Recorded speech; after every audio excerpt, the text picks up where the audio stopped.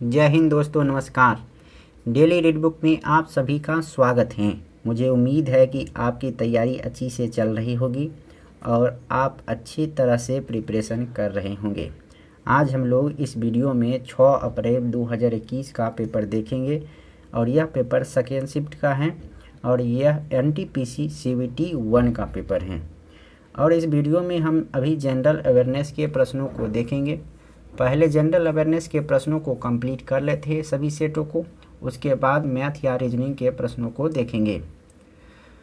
अगर आप इस चैनल पर नए हैं तो चैनल को सब्सक्राइब कर लीजिए और आप चाहते हैं कि इन सभी पेपरों का आपको PDF मिल जाए एक साथ, तो डिस्क्रिप्शन में टेलीग्राम लिंक दिया हुआ है, वहाँ से आप टेलीग्राम ज्वाइन कीजिए और वहाँ पर मुफ्त में सभी वीडियो का PDF वहाँ मिल जाएगा।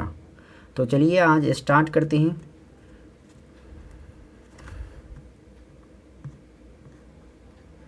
पहला प्रश्न है, निम्नलिखित में से कौन सा एक आउटपुट डिवाइस है?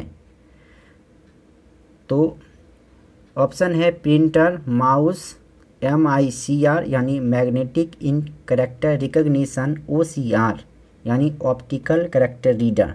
तो इसका आंसर होगा प्रिंटर। प्रिंटर एक आउटपुट डिवाइस है, जबकि mouse, MICR, OCR input device हैं। और आपको बता दें कि आज जो वीडियो अपलोड हो रहा है ये 30वां वीडियो है, यानी 30वां पेपर है। इससे पहले 29 पेपर का वीडियो अपलोड हो चुका है। अगर आप नहीं देखे हैं वो, तो वीडियो के डिस्क्रिप्शन में PDF लिंक दिया हुआ है, वहाँ से आप एक एक करके देखिए और क्वेश्चन को बहुत ही बारीकी से एनालिसिस कीजिए और आगे आने वाले एग्ज़ाम जैसे ग्रुप D और CBT 2 के लिए बहुत ही अच्छी तरह से तैयारी कीजिए। तो चलिए अगला प्रश्न देखते हैं। यूराल पर्वतमाला डैश और डैश को अलग करती है? तो इसका आंसर होगा यूराल पर्वतमाला एशिया और यूरोप को अलग करती है। आंसर 4 होगा। अगला प्रश्न है, अपने 100वें अंतर्राष्ट्रीय टेस्ट मैच में दोहरा शतक लगाने वाले पहले खिलाड़ी का नाम क्या है? इसका आंसर होगा जो रूट।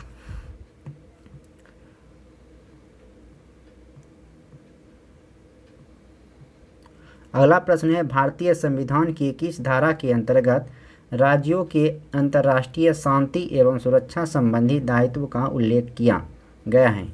तो इसका आंसर होगा राज्य के नीति निर्देशक तत्व में। इसका आंसर 1 होगा।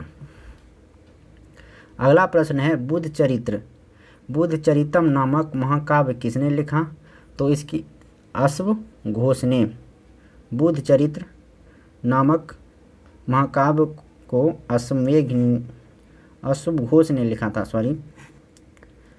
अगला प्रश्न है, वर्ष 2009 में भारत ने इनमें से किस देश के साथ एंटी माइक्रोबियल प्रतिरोध के क्षेत्र में सहयोग हेतु एक समझौता ज्ञापन पर हस्ताक्षर किए थे? तो इसका आंसर होगा स्वीडन में।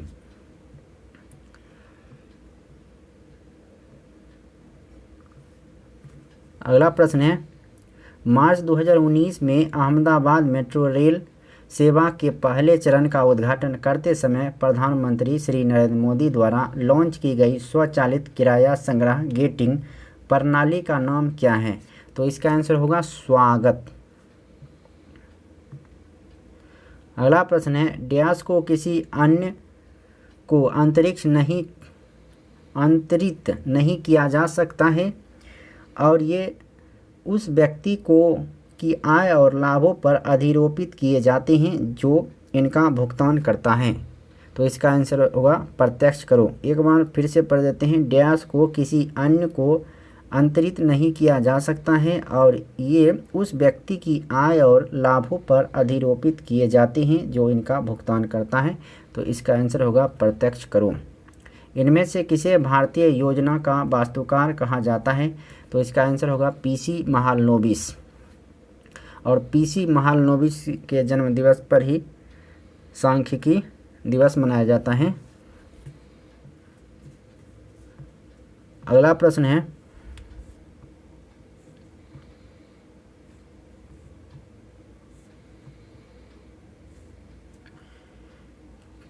किसी दी गई भिन्न से किसी समतुल्य भिन्न बनाई जा सकती हैं अनंत। ये मैथ का प्रश्न है।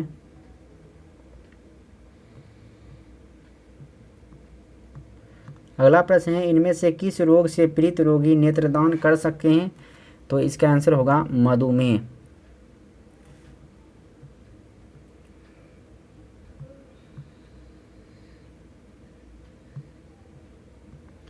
अगला प्रश्न है, स्तूप में निर्मित छज्जे जैसे संरचना को क्या कहा जाता है? तो इसका आंसर होगा हर्मिका। अगला प्रश्न है, 20 से छोटी अभाज्य संख्याओं की संख्या बताइए। तो 8 होगा। ये मैथ का प्रश्न है। इनमें से किस योजना का आयुष्मान भारत राष्ट्रीय स्वास्थ्य संरक्षण मिशन में विलय कर दिया गया है? तो इसका आंसर होगा वरिष्ठ नागरिक स्वास्थ्य बीमा योजना। अगला प्रश्न है, उस विकल्प का चयन करें जिसका तीसरे शब्द से वही संबंध है जो दूसरे शब्द का पहले पद से है। सेकेंड से बड़ा होता है मिनट, तो दिन से बड़ा सप्ताह। अगला प्रश्न है, जोंक किस संघ से संबंधित है? तो जोंक एनेलिडा संघ से संबंधित है। दक्षिण भारत में स्थित इनमें से कौन सी पहाड़ियों की चोटी का नाम दोदा बेटा है? तो इसका आंसर होगा नीलगिरी पहाड़ियाँ। अगला प्रश्न है, मसाई जनजाति कहाँ पाई जाती है? तो इसका आंसर होगा अफ्रीका में। भारत के राजनीतिक प्रयासों का लक्ष्य स्वराज था। दादा भाई नौरोजी ने इस लक्ष्य की घोषणा कब की थी? तो इसका आंसर होगा कलकत्ता अधिवेशन 1906 में।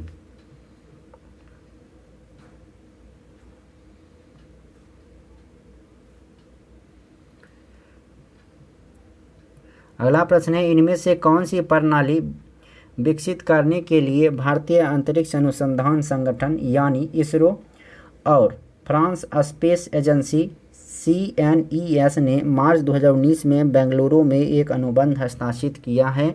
तो इसका आंसर होगा space based maritime surveillance system.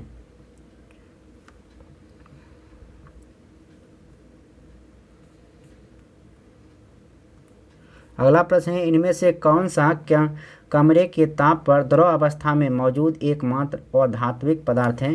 तो इसका आंसर होगा ब्रोमीन। डिब्रू सैखोवा जैव संरक्षित क्षेत्र कहाँ स्थित है? तो इसका आंसर होगा असम में। उस विकल्प का चयन करें जिसका तीसरे शब्द से वही संबंध है जो दूसरे शब्द का पहले शब्द से है। गैस सिलेंडर में भरा जाता है तो पानी टंकी में भरा जाता है। पिंडर नदी इनमें से किस स्थान पर अलकनंदा से मिलती है? तो इसका आंसर होगा कर्णप्रयाग।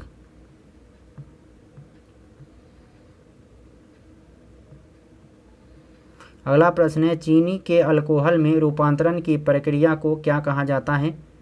तो इसका आंसर होगा किण्वन यानी फर्मेंटेशन। मनरेगा योजना के अंतर्गत निम्न में से किस अधिकार की गारंटी दी गई है? तो इसका आंसर होगा काम का अधिकार।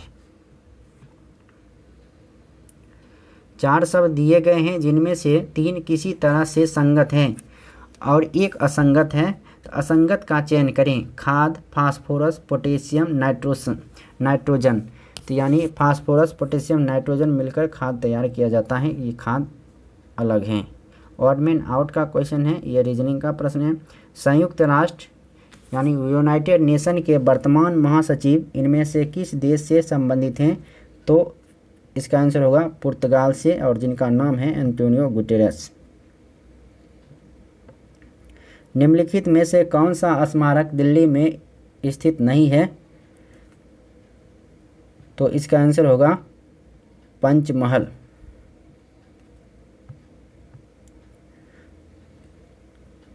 मार्च 2019 में इनमें से किसे भारत का पहला लोकपाल नियुक्त किया गया था? तो इसका आंसर होगा पिनाकी चंद्र घोष। स्तनधारियों से संबंधित इनमें से कौन सा कथन गलत है? तो इनके हृदय में 3 कोष्ठ, ये गलत है। स्तनधारियों के हृदय में 4 कोष्ठ होते हैं। तो कौन कौन सही है? तो सामान्यतः स्तनधारियों के बाल होते हैं, सही बात है। बच्चों को दूध पिलाने के लिए इनमें स्तन ग्रंथियां मौजूद होती हैं, सही बात है। कुछ स्तनधारी अंडे देते हैं जैसे एकिडना, सही बात।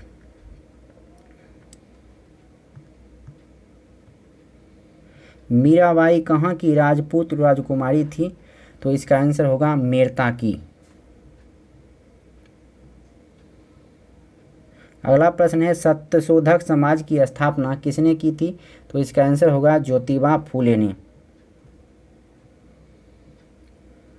रोगजनक सूक्ष्मजीवों की वृद्धि को रोकने वाली दवाओं को क्या कहा जाता है?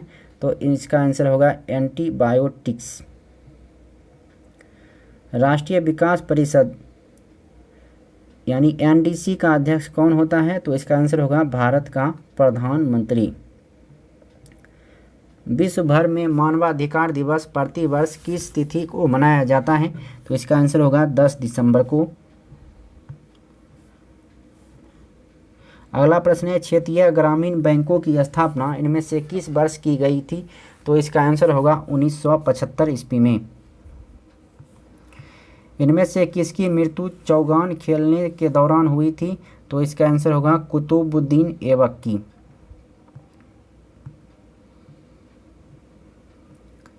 इनमें से किसे जनवरी 2021 में भारतीय चुनाव आयोग का उप चुनाव आयुक्त नियुक्त किया गया है?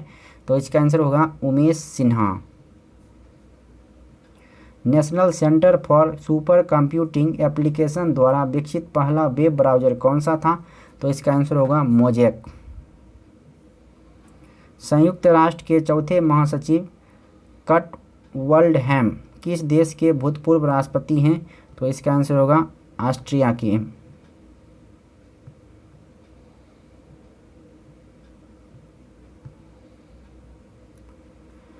दिसंबर 2020 तक प्राप्त जानकारी के अनुसार ऑस्ट्रेलिया के प्रधानमंत्री कौन हैं? तो इसका आंसर होगा स्कॉट मॉरिसन। ये डीआई का प्रश्न है। ऑड मैन आउट का प्रश्न देखते हैं। 4 शब्द दिए गए हैं जिनमें से 3 किसी तरह से संगत हैं और 1 असंगत है। असंगत का चयन करें। पीला, काला, लाल, हरा। तो इसका आंसर होगा काला, जबकि पीला, लाल, हरा प्राथमिक एवं द्वितीयक रंग हैं।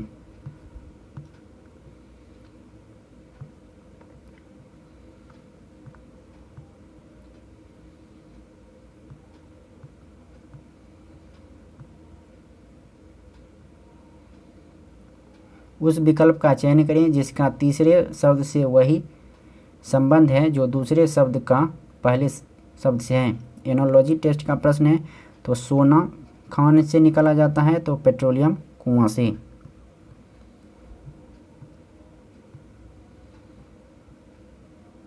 तो इस वीडियो में इतना ही। अब नेक्स्ट वीडियो में नेक्स्ट पेपर के साथ फिर मुलाकात होगी। तब तक के लिए नमस्कार। आप पढ़ते रहिए, सीखते रहिए और हम नेक्स्ट वीडियो में फिर दूसरे टॉपिक के साथ आएंगे। और मैथ और रही रीजनिंग की बात, तो आप फिलहाल किसी तरह कहीं भी दूसरे चैनल से या किसी अन्य माध्यम से पढ़िए। किसी के बहाने रुके मत रहिए। आप हर हालत में समय को व्यर्थ नहीं गंवा सकते हैं। मौका बार बार नहीं मिलता है, इसलिए हर हालत में मेहनत कीजिए। जहाँ से आपको जो चीज़ मिल रहा है वहाँ से आप पढ़िए। किसी एक चैनल पर डिपेंड मत होइए। जहाँ चाहे ज़्यादा सब्सक्राइबर हो या कम सब्सक्राइबर हो, जहाँ आपको समझ में आता है वही आपके लिए अच्छी बात है। धन्यवाद, नमस्कार।